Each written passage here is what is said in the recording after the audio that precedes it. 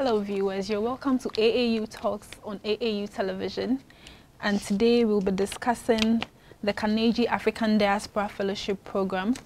I am your host for today, Millicent Afriyie. You are watching us live on our social media platforms, on Facebook and then on YouTube as Association of African Universities. My guest for today is Dr. Dietetics, who is a fellow at the Carnegie African Diaspora Fellowship Program, and she's also a professor of nutrition and dietetics at the State University of New York. After the break, she'll be telling us more about the program and about herself, what she's doing here in Ghana and what the program entails. So stay tuned. You may not have heard about us, but we have heard about you. You've been searching for a new kind of university that matches your ambition. Our world-class education is renowned, but there is more to us. Meet the university in Ghana that is transforming Africa. One that is nurturing a new generation of ethical, entrepreneurial leaders. One that offers scholarships thanks to the Kyei Foundation, so that you can be part of our community of students who stand for integrity, discipline, and excellence. There is only one such university, only one, where 100% of graduates receive job offers or graduate school admissions. You may not have heard about us, but we have heard about you. You are Africa's future, and we are Kyei University College. Together, we can begin to create a new Africa. Okay, viewers, welcome back from the break. Before the break, we were talking about the Carnegie African Diaspora Fellowship, introducing our guest, Dr. Dietetics, a fellow at the Carnegie African Diaspora Fellowship Program. She'll be telling us more about the program, more about herself, what they do, and how to get into the fellowship. So welcome to the studios of AAU. Thank you. Dr. Janet, tell us more about yourself as a fellow at the Carnegie African Diaspora Program and then as a lecturer at the State University of New York. Okay, so as you've already mentioned, I'm an assistant professor of nutrition and dietetics. And what I do is that I teach and also do research. So I teach both graduate and undergraduate students. I mentor them, I supervise them, and I teach various courses in the nutrition program. And as part of my research, I was able to find the Carnegie African Diaspora Fellowship Program, and I applied to it. What I did was that they have two things that you do. They have the institution requesting for a project. I mean, like applying for a project request. But before you tell us about that, what is the program about? Oh, okay. The program is about a scholar fellowship where they link up scholars who are born in Africa but residing in the United States as well as Canada. They link them up with host institutions from 6 different countries. So from Ghana, from Kenya, Nigeria, Tanzania, Uganda, and South Africa. So they are able to, they will either link up the, scholar depending on their expertise as well as their academic qualifications, or the host institution, when applying to request for a project, would request for that particular fellow. So there are 2 things, yeah. There are 54 countries in Africa. Why only 6? I believe it's 6 for now, because they want to try to see how it is going to go before they, extend their tentacles to the other 54. I'm sorry, to the other 48. So I believe that's what they are trying to do, to test these programs in these 6 countries. Then they will, expand their projects to those. How long has the program been running? I believe it's since 2013. Okay. Yeah, it's since 2013. When did you join? I joined in 2017. Okay. Yeah, so just a year ago. Okay. Yeah. So you were telling us how you applied? Yes. So what I did was that they have a scholar roster. So they, put out the call for fellowship. They put out a call for project requests. So when they do that, you, the fellow, go in there. Is an online application system. So you go in there, then they have a form where you fill. They ask you about your personal, statements. They ask you about your academic qualifications. They ask you about your competence, your expertise, and what you think you can contribute to develop Africa. Then they also ask you why do you want to be part of this fellowship? What is your reason? Then what impact you are going to make both for your institution and the host institution. So it should be a mutual benefit. Exactly.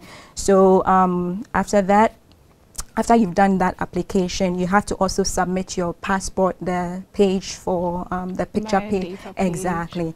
You submit that one as well. So your name will be in the roster for as long as the program is running. Yeah, so in case they find a project request that matches with your expertise, then they will, write to you that we need you to be able to go to this host institution to, carry out this collaboration. Yeah.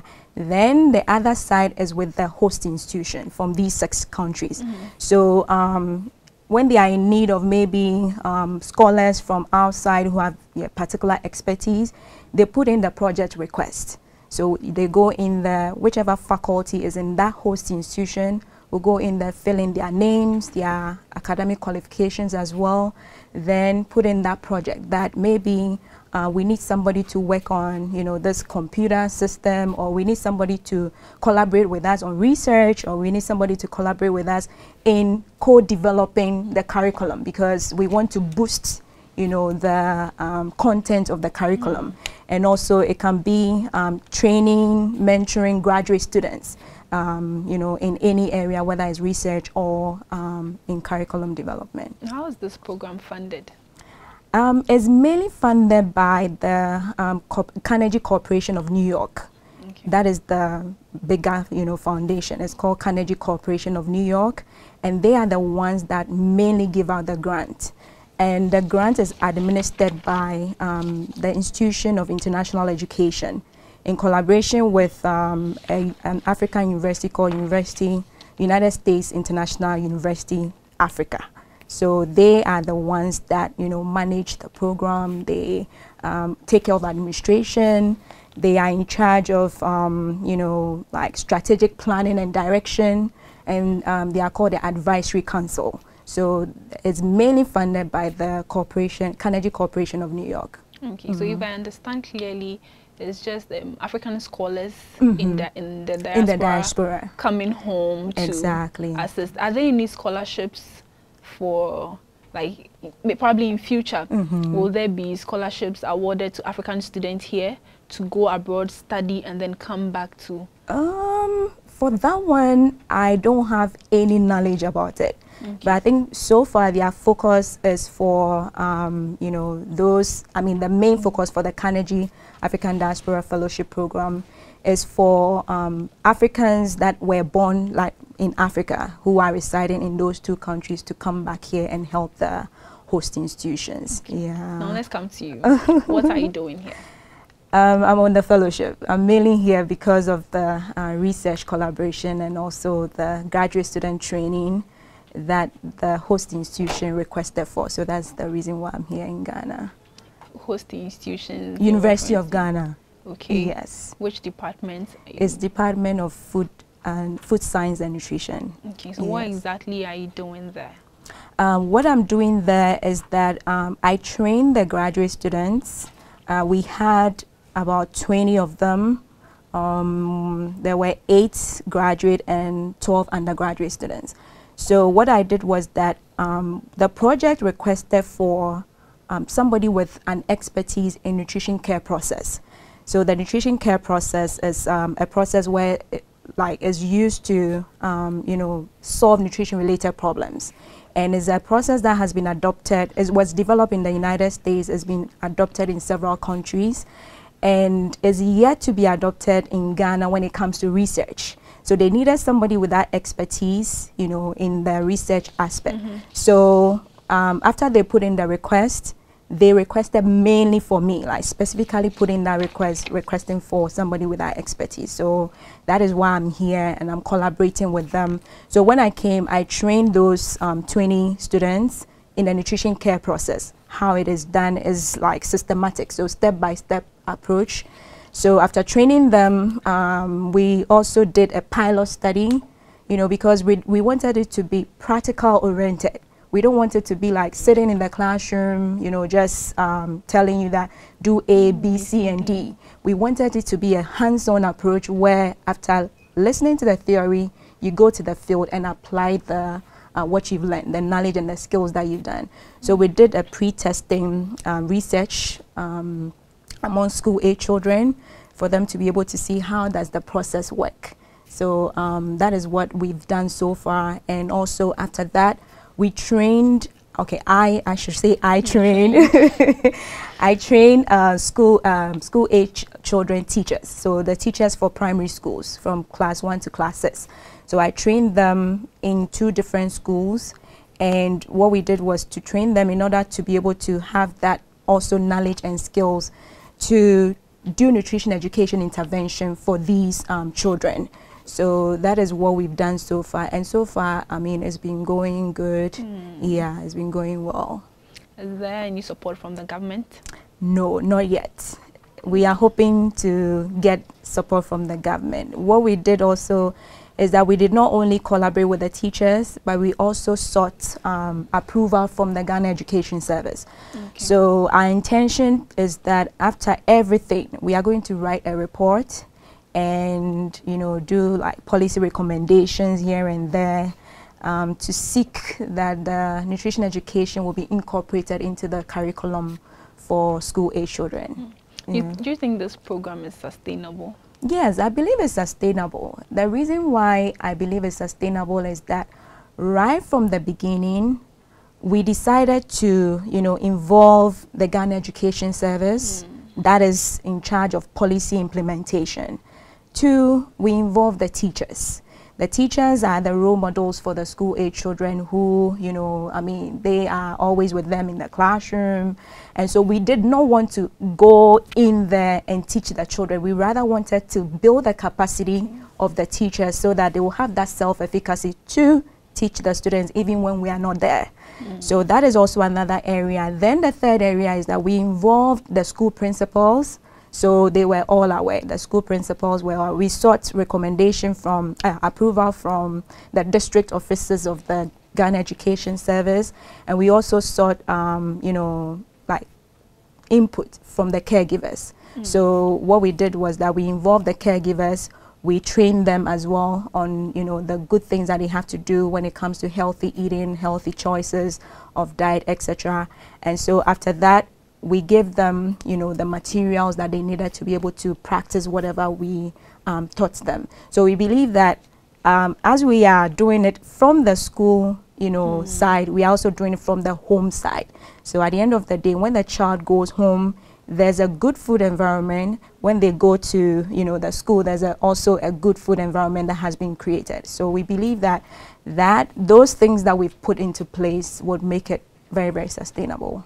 You know, in our part of the world, in Africa, we tend to pay attention to things when we know somebody is watching, when there's a supervisor.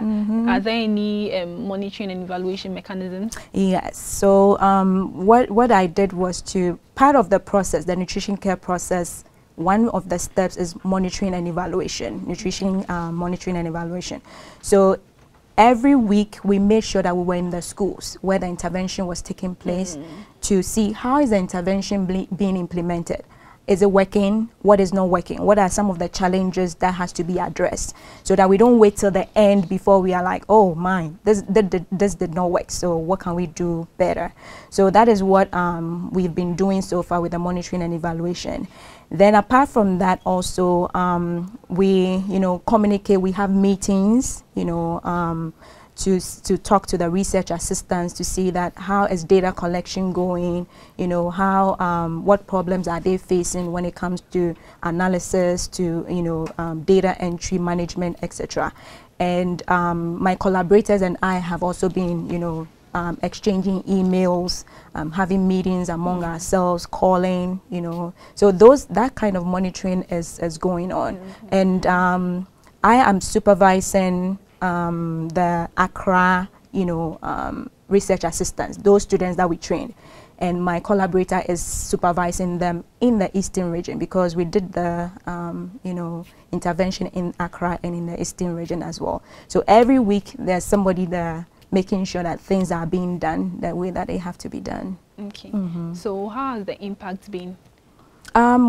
We are now in the last part where we are collecting the post-intervention data.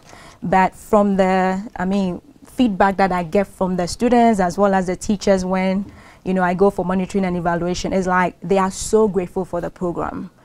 Their teachers are like, it's taught them a lot. They knew something about nutrition, but not that in-depth. And the students are also so excited. And one thing that we did was that, we know very well there are food groups, that we have to eat from. But we adopted this concept from the US where you use a plate, so as you are eating, we all know that the plate is something that we eat from. So it has partitions, it has various parts of it where you know that you have to eat your fruits, your veggies, your protein, your grains, and your dairy. So we gave those plates to the students. So it's like they coined, the name that my plate. So the moment they see that, like, my plate, it's so exciting. So we see that though we haven't analyzed the post-intervention results, we believe that it's going to have a very, very positive impact. Yeah. Okay. So talking about the nutritional value project you're doing, how is it different from regular nutrition classes we get, way back from primary school through to the university? How is that different? Okay, so this one is different because we are using the process that I mentioned, that is the nutrition care process. Yeah, because we make sure that right from the first step, which is nutrition assessment, we take into consideration what are some of the determinants or the risk factors associated with this particular population. We don't just go in there and put our intervention out there. So we do the needs assessment, and then we do nutrition diagnosis. So it means that we know very well what is wrong with the population, and then we design the intervention. So if even we've already designed the intervention, we update it, because of the fact that we know that these are the needs of this particular population. And also we do the final step, which is the monitoring and evaluation. So it's a stepwise, process that we go through. Unlike the traditional one that we all know where, it's like a one size fits all. Yeah, exactly. This one we are putting into consideration the needs of the population. And also the concept that we adopted about the My Plate, is like you have that visual representation of what you are eating. It's not just memorization of this, the food group, I'm told to eat from here, there, and there. But you have something that reminds you that you have to make sure that you are eating from all those, parts of the plate. So these are some of the things that are different. And also, we involve the caregivers. The caregivers are very, very important because we teach the students and that's it, but here we make sure that the caregivers were part of the program, part of the intervention, and also part of the delivery, so that it will make a positive impact. Another impact that I'll say, short-term impact, is the fact that now we have a cadre of, trained graduates or trained undergraduates who have a working knowledge of the nutrition care process. So even when I'm gone, it's like they are still here. So they are going to apply, to whatever research that they are doing, whatever project that they are working on. They have that kind of knowledge and skills to be able to do that. So that is also another impact that I believe, yes, exactly. Okay, viewers, if you just joined us, we have with us here in the studio Dr. Kyei, who is a professor of nutrition and dietetics at the State University of New York, and also, she's also a fellow of the Carnegie African Diaspora Fellowship Program. She's been telling us about the program, how African scholars in the diaspora come back home to assist with their knowledge and then their expertise, and she's been telling us how impactful and then productive it has been so far. Okay, so Dr. Kyei, yes. Now that this program is concentrated on just 6 countries in Africa, how do you disseminate your findings and then your report to other countries, other African countries, for them to also benefit? Okay. So one thing that the program also supports is funding for conferences.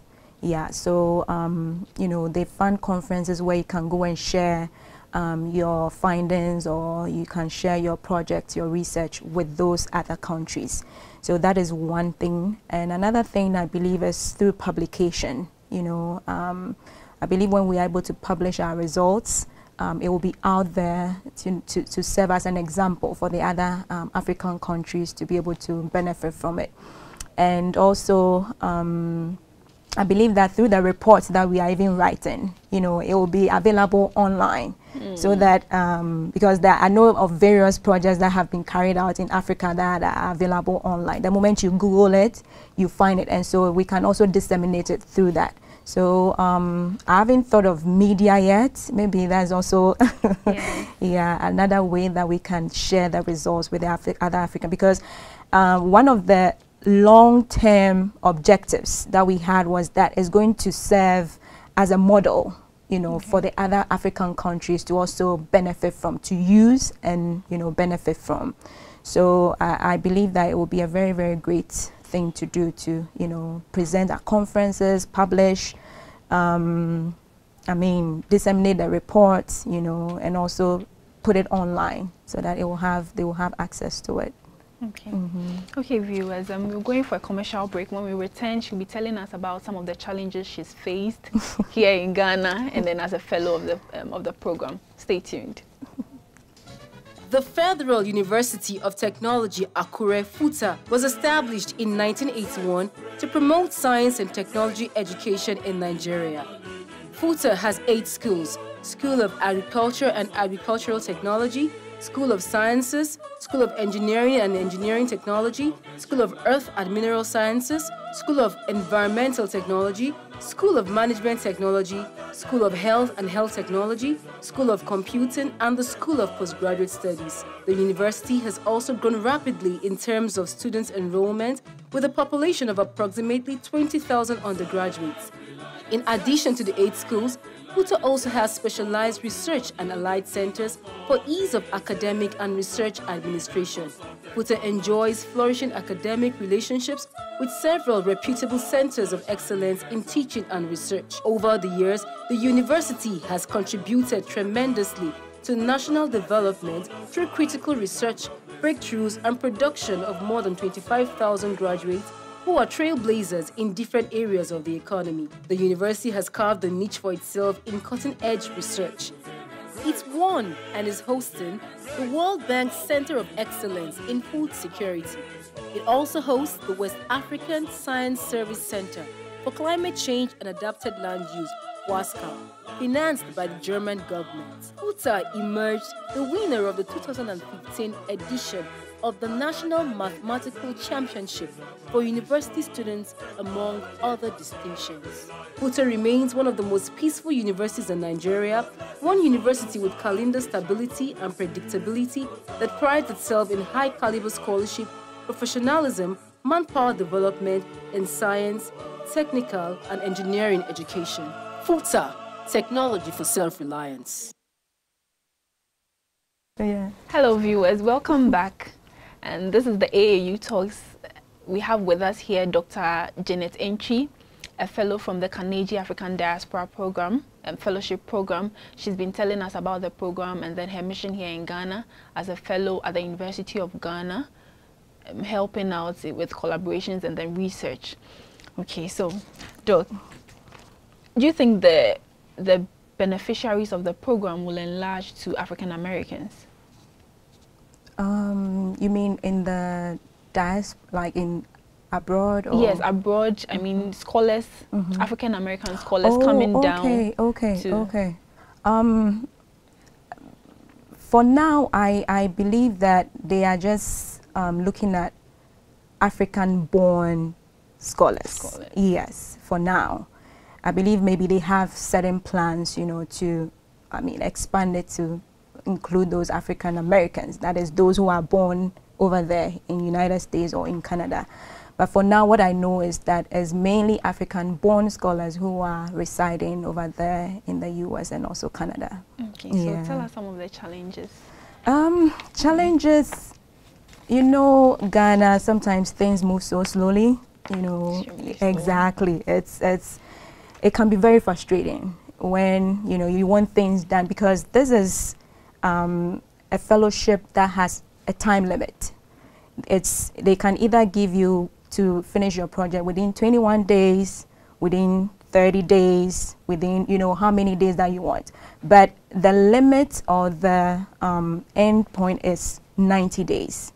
So based on the project request that was made by the University of Ghana, they requested for 90 days. So it means that you have to make sure that everything that you've planned is falling into place. Otherwise, if you are derailed, it means you have to, you know, like, I mean, you can't extend it. You can't extend it, but it's not something that, you know, they really want you to do, to extend it. So when I was, you know, facing all those challenges with timing, it was a big headache, but I was able to maneuver my way around and, you know, go for plan B.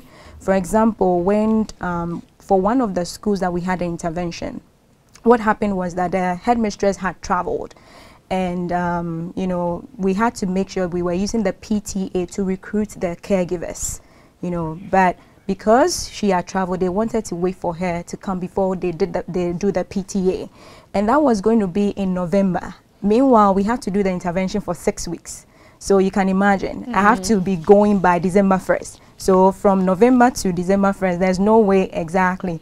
So quickly, what I did was that instead of waiting for the PTA, I just wrote letters to the caregivers that, you know, if they could come so that we'll tell them about our project, etc. So that was one of the challenges that I faced. Yes.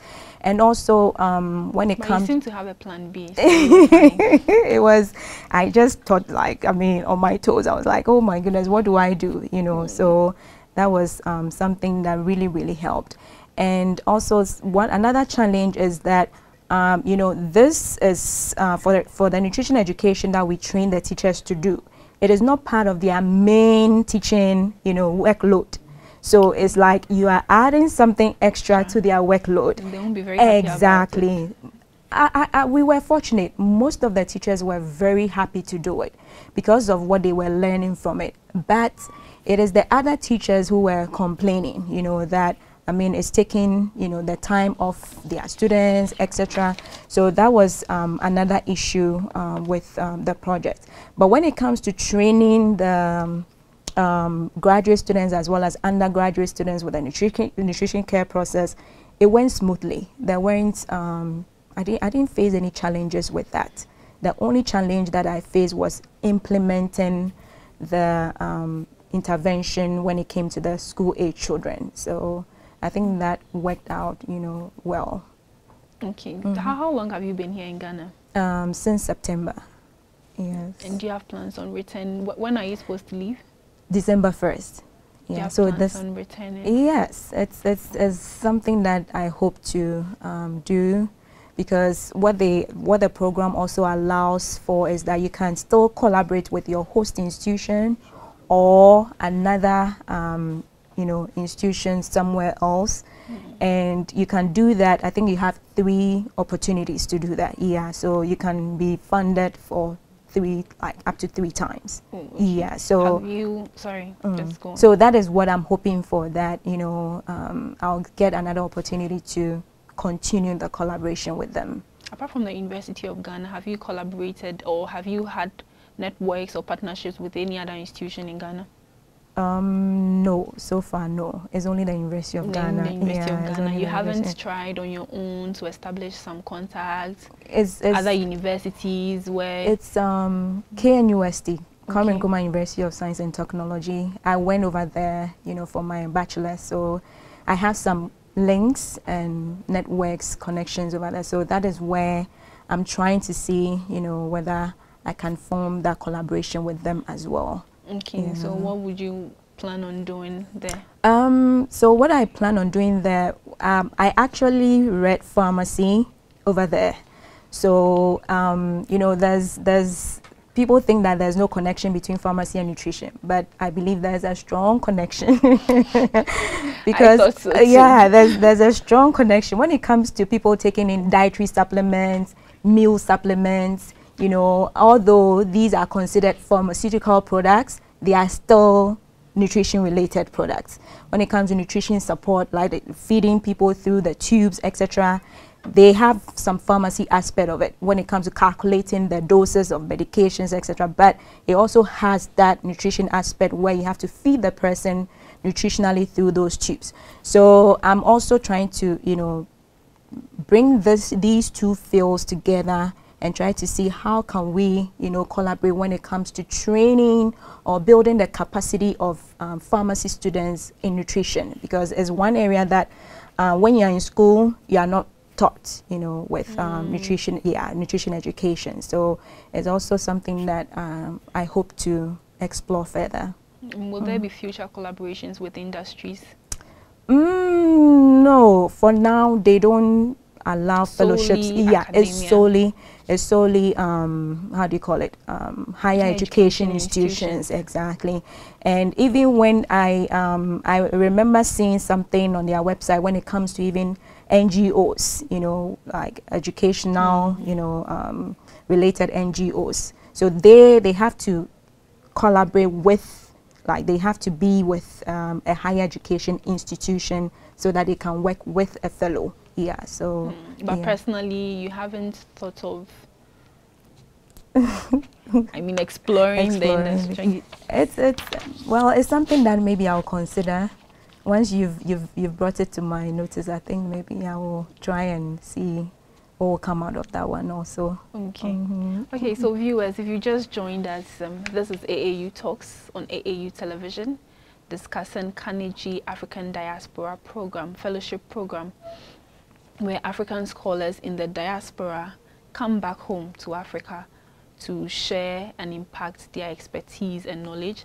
And we've had with us here Dr. Janet Enchi, a fellow at the Carnegie African Diaspora Fellowship Program, and also a professor at the State University. She's a professor of nutrition and dietetics at the State University of New York, and she's been telling us about the program initiated and funded by the, is it the Canadian government? No, it's called the Carnegie Corporation of New York. Corporation of New York, CCNY. Oh, okay. Yeah. Okay. And then how impactful it has been. She's been telling us about some success stories here in Ghana. She's been here for only some few months. Yeah, it's going to be 3 months now. 3 months now, and then they've been doing tremendously well. And then some of the challenges she faces. And she mentioned her plan Bs, how she's able to strive through those challenges and all that. And could you please tell us again how one can apply? Okay, so what they do is that they open the call for, you know, projects, as well as the call for fellowships, you know, scholars to apply. So when they open the call, they have the fall call and they have the spring call. Okay. The fall call is usually in October. Then the spring call is usually in March. So the moment they put the call on their website, they have, you know, the application that you can just fill in. You can have the paper form or just directly into the online. But I believe when you have the paper form, you can just do a draft so that when you're filling in online, you have a draft to look at. So you go in there and it has various, you know, aspects of it. So first of all, you have to put in, for the scholar, you have to put in your personal information. Then also you put in your personal statement, your academic qualifications, your expertise in whatever field that you are in. And as I mentioned, you know, they will also ask you about your, you know, the contribution that you're going to make, and also how impactful that one is going to be, especially when it comes to the host institution as well as the your institution as a fellow, so that they want that mutual, you know, beneficial, yeah, exactly, program. So that is another thing, then they also ask you, about your future plans. Yeah, so is it that you want to continue a collaboration when you are selected as a fellow, or it's a short-term plan, etc. So those are some of the things that they ask you when you go in there to fill it out. Okay. It's a very straightforward and simple process. Yeah, very, very straightforward and simple. All that you have to do is just to get there, get online, get to their portal, and that's it. And the selection is not done based on nationality. Like you being a Ghanaian and then you are here in Ghana. Yeah, exactly. And that is one thing that I like so much about the program. That is not about maybe you've been on the roster for 5 years, you've been on the roster for 3 years, you've been on the roster for 1 year. It's based on your expertise that matches with the host institution. Okay, so it means you can be on the roster for just 1 year, but because your expertise matches with the host institution's project, you may be selected. Yeah, and also I mean, it doesn't matter whether the host institution is from Kenya and is applying for that project and is requesting for you are from Ghana. I mean, there have been Kenyans who have come here to Ghana to collaborate on projects. There have been Tanzanians who have come from Tanzania to Kenya, to collaborate on projects. So it doesn't matter where you are coming from. What they do is that they base it mainly on the expertise as well as what project is being requested for. So that is one thing that I like so much about it, that it's not a matter of nationality. No. Well, that's good to know. And that apart from your personal impact or personal outcome in this fellowship, do you know of any other, how this fellowship, this program has impacted in institutions and then countries by extension? Yes, I know there's actually the person who made me know about the fellowship. He's also Ghanaian. I mean, he's also Ghanaian, and he was matched with a fellowship in Kwame Nkrumah University of Science and Technology. And what he did was, like educating the public about when it comes to medicinal, traditional medicine use, and also science journalism. The reason why it's science journalism is because you realize that mostly in Africa, we are not so much, trained in that aspect, where journalists are like science-oriented and report research findings. You don't see that, you don't hear that exactly. So what he wanted to do was to train them in science journalism when it comes to reporting research, and how as researchers they can put out their research out there for people to read.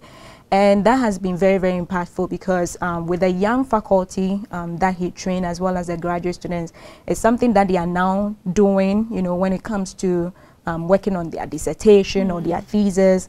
And also the young faculty over there are communicating with the media more and more when it comes to their research funding. So yeah, it's one of the projects that I know so far. Yeah, but there are other projects. When you go to their website, there are other projects over there too that have been. The Carnegie Corporation website. Yeah, exactly. Okay. Yeah. So before we go, your final words. I must say that this fellowship has, had a very, very, very positive impact in my life, because as I mentioned initially, one of my dreams was to come back to Africa, with all the knowledge that I've obtained, the expertise that I've obtained, because one very, very important area when it comes to children in Africa is malnutrition. And I was fortunate enough to be trained in that aspect of nutrition care process. And I'm very happy that the host institution requested for me. And so I see it as a way that the program, has made it possible for me to give back to society, to give back to my home country. And I'm just hoping that it will be something that, will continue. It wouldn't be just this one time, but it was something that will continue and even extend to other African countries. Among the 6 countries, I'll be able to have the opportunity to go to those other countries, and also contribute to more nutrition. And I mean, building capacity of graduate students as well as undergraduate students and young faculty over there. So I would entreat, you know, those scholars out there in various institutions in America, in Canada, to, you know, take advantage of this opportunity. It's a great opportunity. It's so fantastic. I've really enjoyed my time collaborating with everyone, you know, with the students, with the faculty. So I would entreat you to also, you know, apply.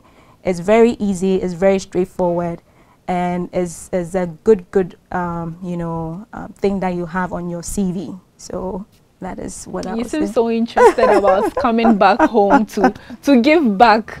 Why are you not staying? Well, I just want to continue over there and gain more skills, more knowledge, and give more. You know, yes. So that is why I'm still over there. Okay, we'll be expecting you home soon. Okay, thank you. Okay, viewers, it's been a wonderful discussion with Dr. Kyei, a fellow at the Carnegie African Diaspora Fellowship Program, and also a nutrition and dietetics professor at the States University of New York. And she's told us about her mission here in Ghana as a fellow at the University of Ghana, and how she has helped help create some programs, and then also supported in research. Shared with us some of her challenges and the fact that she'll be coming back home very soon to stay and support them more. It's been fun, and it's been very educative and informative. Thank you very much for watching. Once again, I was your host, Millicent Afriyie. See you again next time. Thank you.